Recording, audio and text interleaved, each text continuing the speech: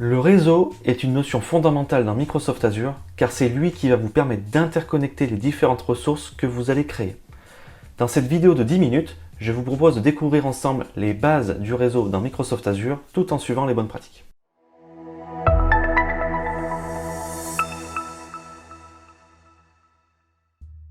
L'objectif de cette vidéo est d'aborder les sujets suivants: le Virtual Network, les subnets, les peering et la topologie réseau Hub and Spoke. La topologie Hub and Spoke est aujourd'hui la topologie qui est recommandée par Microsoft dans les documents d'architecture de référence, comme le CAF ou les Well Architecture Framework, et nous allons voir pourquoi. Lorsque vous commencez avec le réseau sur Azure, la première chose à créer, c'est un Virtual Network. Un Virtual Network, c'est quoi?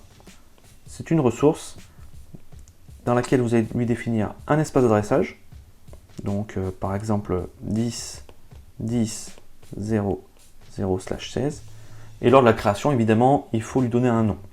Nom, par exemple, on va l'appeler VN comme Virtual Network. La simple création du Virtual Network ne vous permettra pas d'interconnecter les ressources. Il faudra en plus créer dans le Virtual Network ce qu'on appelle des subnets. Donc ici, vous créez un subnet, et son plan d'adressage appartiendra au plan d'adressage du Virtual Network. Donc par exemple, 10, 10, 1.0/24. Et vous pouvez créer plusieurs subnets selon les besoins, tant que le plan d'adressage appartient évidemment au plan d'adressage du Virtual Network. Donc là, par exemple, 2.0/24, etc. Dans un Virtual Network, tous les subnets sont autorisés à communiquer entre eux. Donc ça veut dire que si vous mettez un service dans le subnet 1 ici et un service dans le subnet 2 ici, il y aura une communication sans problème puisque le routage est autorisé. Donc c'est bien dans les subnets ici que vous allez connecter les services. Donc ça peut être un ordinateur virtuel, mais ça peut être également d'autres services comme un compte de stockage, des applications web, etc. Et ici, évidemment, vous pourriez très bien mettre une autre machine virtuelle à ce niveau-là. C'est aussi simple que ça. Vous créez un Virtual Network, vous créez vos subnets et vous connectez vos services sur les subnets. Bon, là, on est sur le cas très simple, hein, un seul Virtual Network. J'ai jamais vu ça en production, mais bon, ça peut arriver si certains d'entre vous commencent dans Azure.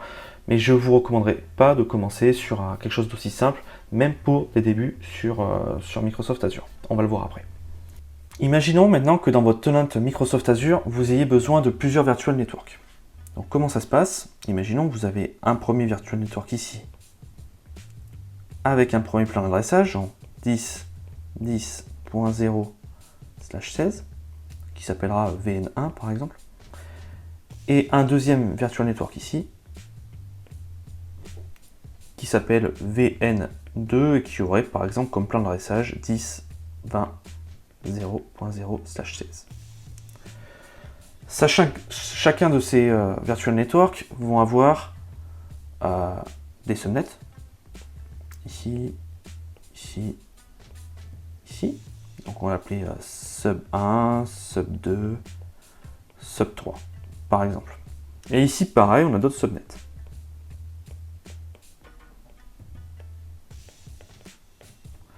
Etc. Ici, par exemple, on a créé une machine virtuelle qu'on a connectée ici.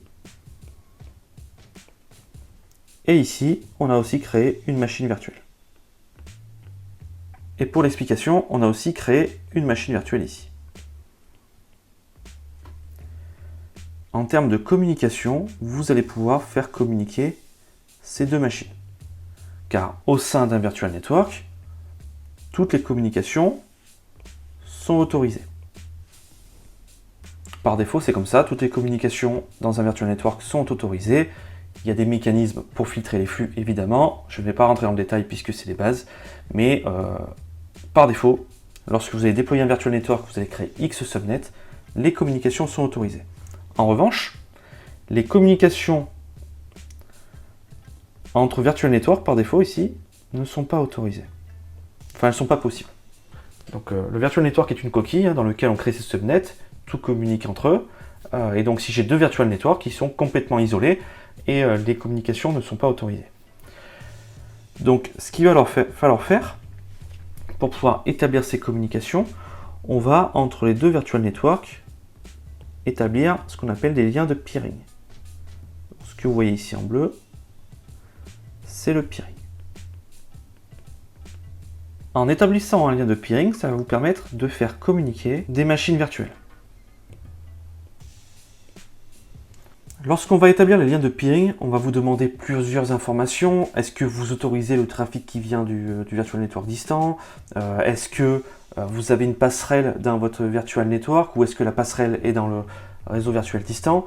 Tout ça, ça va permettre de router le trafic le mieux possible entre N virtual network. Donc globalement, quand vous allez configurer le peering, on va vous demander le nom du peering pour le virtual network local, on va vous demander le nom du peering pour le virtual network distant, et puis ensuite on va vous demander de paramétrer pour chacun des liens où se situe la passerelle, est-ce qu'il y a bien une passerelle, et est-ce qu'on autorise le trafic distant à venir chez nous. Maintenant que nous avons vu les virtual networks, les subnets et les peering, je vais vous parler d'une topologie réseau qui est recommandée lorsque vous allez faire du Microsoft Azure. Cette topologie réseau s'appelle le Hub and Spoke. En quoi consiste cette topologie réseau? Tout d'abord, vous allez avoir un virtual network ici, qu'on va appeler Hub, qui sera par exemple en 10, 10, 0.0/16. Vous allez avoir ensuite N virtual network qu'on va appeler Spoke.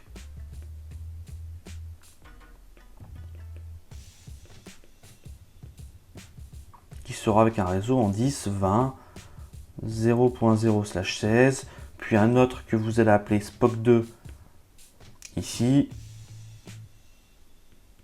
qui sera en 10.10, 30, 0/16. Dans le hub, en général, vous allez avoir tout ce qui a trait à la connectivité avec Azure. On en parlera dans une prochaine vidéo pour l'interconnexion avec la partie on-premise par exemple ou avec Internet. Mais en règle générale, vous allez avoir un subnet ici qui va s'appeler, avec un nom spécifique bien connu, Gateway Subnet. Dans ce subnet, en général, on va avoir un routeur qui permettra de faire l'interconnexion avec ce qu'il y a en dehors de Microsoft Azure. Ensuite, ce qu'on va faire, c'est qu'on va établir des peerings entre les virtual networks pour qu'ils puissent communiquer. Donc là, on va établir un peering de cette façon-là, et on va établir un peering de cette façon-là. Dans la configuration du peering des Spock, on va dire que le routeur, il appartient au hub. Donc c'est dans la configuration du peering, il y a une case à cocher, ou un bouton radio, je ne sais plus, et dans lequel vous allez dire, ben voilà, le réseau distant, c'est vers ce réseau qu'il faut aller pour faire du routage. Dans chacun des Spock, vous allez avoir X subnets, avec par exemple des VM qui sont connectés, des VM ou d'autres services. Et ici, pareil, vous allez avoir des subnets,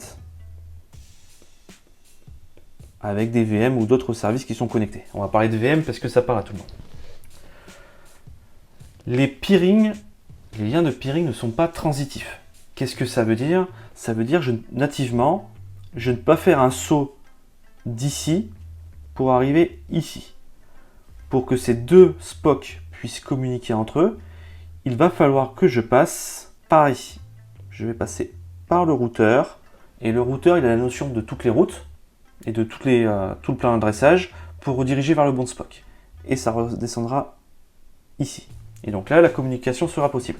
Évidemment, si vous avez fait la bonne configuration au niveau des peering, parce que c'est quelque chose qu'on peut empêcher.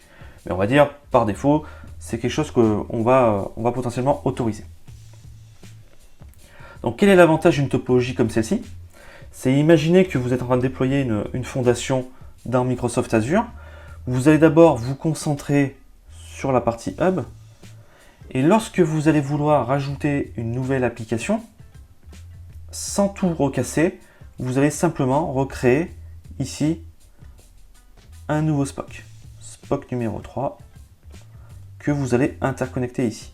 Donc on voit déjà qu'en termes d'évolutivité, de flexibilité d'évolution, c'est beaucoup plus simple que de tout mettre dans un seul virtual network où vous allez devoir tout retoucher lorsque vous allez vouloir déployer une nouvelle application dans des réseaux isolés. Deuxième avantage, en termes de sécurité, comme vous le voyez, le trafic il passe au travers du routeur. À la place d'un routeur, je pourrais dire qu'il y a un firewall. Bon, il ne sera pas dans ce subnet là, hein, évidemment, parce que c'est particulier au routeur, mais c'est pour que ça suive le dessin.